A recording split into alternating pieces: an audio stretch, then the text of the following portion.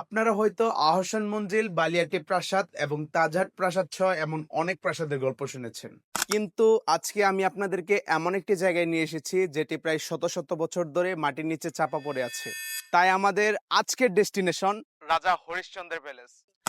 আজ থেকে ১৩০০ বছর আগে বংশী নদীর তীরে গড়ে উঠেছিল এক স্বাধীন ও শক্তিশালী সাম্রাজ্য, যার নাম ছিল সর্বেশ্বর রাজ্য। এই রাজ্যের মহাপ্রতাপশালী পাল বংশীয় বুদ্ধ রাজা ছিলেন হরিশ্চন্দ্র। তিনি তার রাজ্যের রাজধানী স্থাপন করেন এক সুরক্ষিত নগরীতে, যার নাম দেওয়া হয়েছিল সম্ভার। ভাষাবিদ ও ইতিহাসবিদদের মতে এই সম্ভার শব্দটির বুক থেকেই কালক্রমে বিবর্তিত হয়ে জন্ম নিয়েছে আজকের সাভার নামটি। অর্থাৎ সাভার নামের পিছনে জড়িয়ে আছে এই রাজা হরিশ্চন্দ্রের প্রাসাদের ইতিহাস।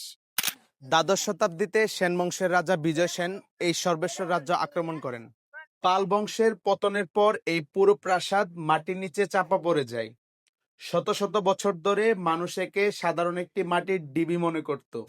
১৯১৮ সালে প্রখ্যাত ইতিহাসবিদ ডাক্তার নলিনীকান্ত ভট্টাশালী এখানে প্রথম খনন করে প্রাচীন সভ্যতার সন্ধান পায়। এরপর ১৯৯০ সালে বাংলাদেশ প্রত্নতত্ত্ব অধিদপ্তর পুরো জায়গা খনন করতেই সবার চোখ কপালে উঠে যায়। মাটির নিচ থেকে বের হয়ে আসে একটি ২৮ মিটারের বিশাল প্রাচীন বৌদ্ধ স্তূপ এবং বৌদ্ধ ভিক্ষুকদের বসবাসের মঠ।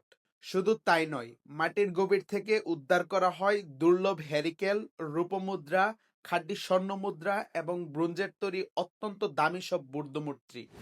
লোককথায় রাজা হরিশ্চন্দ্র ছিলেন অত্যন্ত ন্যায়পরায়ণ ও একজন সত্যবাদী শাসক। কালের পরিক্রমায় নদীর গতিপথ পরিবর্তন, প্রাকৃতিক দুর্যোগ এবং অবহেলার কারণে এই প্রাসাদটি ধীরে ধীরে মাটির নিচে চাপা পড়ে যায়।